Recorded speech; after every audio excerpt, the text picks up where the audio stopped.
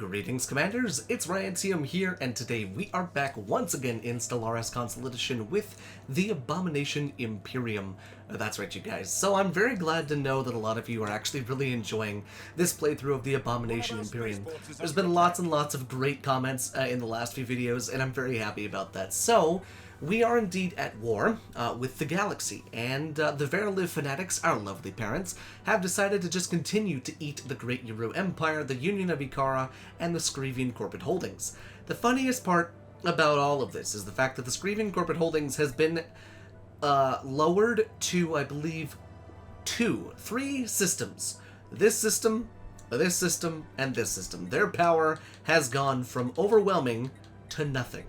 They are pathetic to me, and they have, what's their 25,000 diplomatic weight. To put this into perspective, they were over 50,000 at one point. That's a huge drop, just a gargantuan drop. So, what happened in the last episode was we went to war with the rest of the galaxy, obviously, and we kind of played a bit defensive, kind of did some guerrilla tactics here and there, but at the same time, we went ahead and continued to build up our fleets, and our fleets now are much more powerful than they were before. Our economy is much, much better than it was at the beginning of the war, which is shocking because our economy got better as the war went on, but I have to attribute that to actually having one of the policies, and that is having the ability to have, I should have had this open right here, refugees. The fact that we've allowed refugees has it's ballooned our freaking population, as you can see. We went from around 800 of pretty much just the abominations to all of that. And that added so many new jobs to our economy, so much so that we actually started to have a lot of crime because of all of the different planets being overpopulated and having so much unemployed and everything like that. So all of the planets are continuing to be micromanaged and everything like that, but that's what I have to attribute all of this growth to, which has been really, really great. Now, today we're going to take the offensive to them, most likely, to the Vex Klanga regulators and to the rest of the galaxy. So, we're probably just going to let our parents continue to absorb the Great Uru Empire, because I don't really need any territory down here, but what I do want to do is I want to help the Zoom Imperial colonies reclaim a little bit of their own things, and have, maybe some stuff back there. So, I think we're going to go ahead and push all the way down to here, which is where their capital's at, right there, and then once we take that, we can start to cut them off right here. So that's kind of our plan at the moment, but we're also working on the last few ships that we needed right here, and if I'm not mistaken, that is actually all of the ships, yes. Now we could actually go ahead and bump this up to where we have 240 corvettes in one fleet, and then inside of here, bump it up to have even more cruisers, and I think that's exactly what we're going to go ahead and do. So let's just go ahead and throw in as many cruisers as we can, 50 cruisers, 40 corvettes there, and then we're actually going to go ahead and add the destroyers to the corvette fleet. The reason being is because we'll have them both going in close quarters, and being able to get rid of the strike craft as well as any missiles coming towards us is definitely going to be a good thing. So we'll want to make sure that all of our ships are upgraded the way that we want them to be, and it looks like they are. They're Picket, yep. Cruiser, that's got all of that stuff. That looks totally fine, and then Battleship, yeah, that's looking totally fine. So let's go ahead and get this stuff going. So there is one thing that we could do, because we are indeed coming to the end of this playthrough, so trying to go after megastructures probably would not be the best idea, and we've had this open ascension perk for the longest time. I am thinking about going with this, the Galactic Contender, for the sole reason that we get an extra 33% damage to Awakened Empires. That's huge. We don't need Defender of the Galaxy because we don't have an endgame crisis in this one, but if we have an extra 33% damage on top of what we're already going to do to their fleets, we're going to be sitting real pretty as far as our fleet power goes. So that's exactly what we're going to go with. That's going to really help us push the Vex Klanga back as much as possible. And they're just doing all sorts of stuff with their freaking global pacifier up there. Now, it keeps telling me that the hostile fleet has been sighted. There's one right here. It's a 41k fleet. And if I had to guess, they're going to be moving towards Medak, which is our system right here. But our parents are sitting in that system as well. And this 19k fleet is about to be crushed by a 230k fleet. So, yeah, you can keep running all you want. goodbye. So it looks like our parents are going to help us a little bit, which is very nice. We'll take the help, because they've got a 199 and then I've got a 230. Holy shit! Yeah, I'm feeling much more confident. One, knowing that our parents are so freaking powerful, and two, knowing that our parents are so freaking powerful. Well, I found their biggest fleet at the moment, 206,000, with 3 battleships, 1 Titan, and 69 of the battle cruisers. That's a scary fleet. That's down here in our parents' space, and if I'm not mistaken, they're by their capital. So hopefully our parents kind of come back and maybe take care of their own stuff, because, yeah, they're kind of near their capital, if I'm not mistaken. And that's kind of scurry, if you ask me. In fact, it's right here. This is their capital, isn't it? Regulus? No, maybe not. They're the Verliv Protectors, or Fanatics, so their home system is probably called Verliv or something like that. I'm probably looking right at it, but yeah, that's a very scary fleet right there.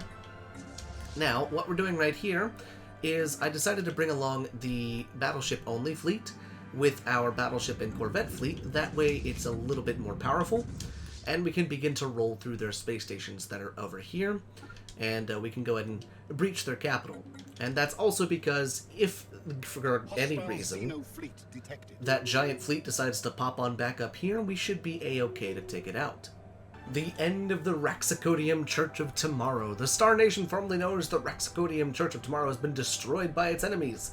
How this will affect the political climate of the galaxy remains to be seen.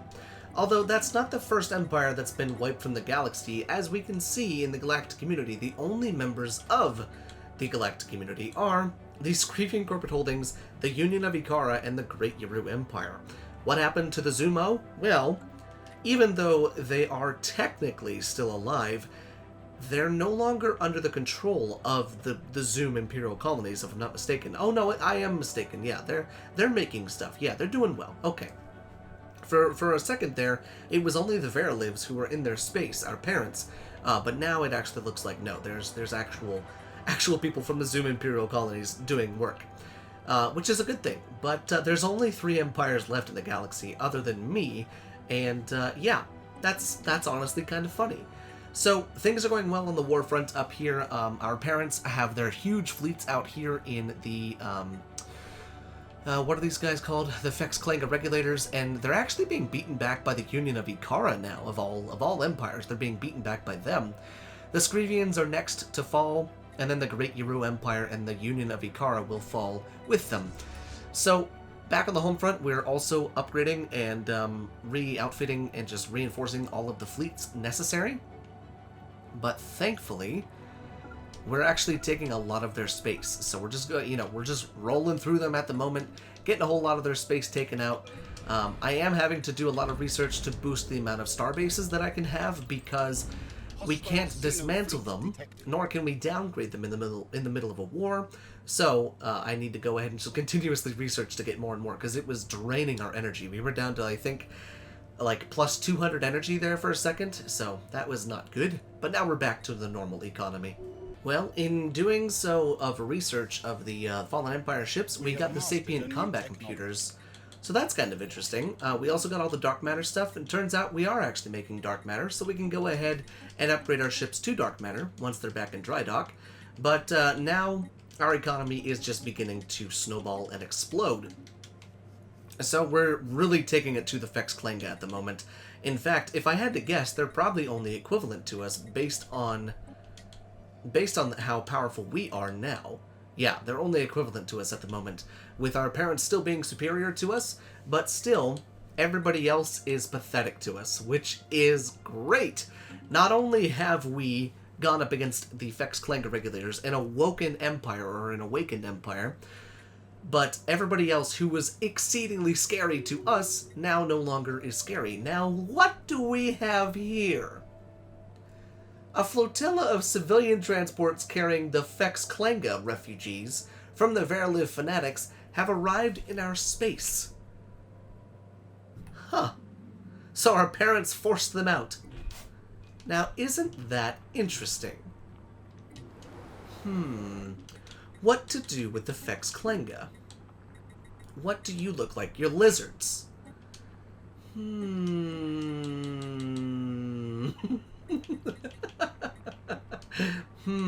Should we give them a happy life?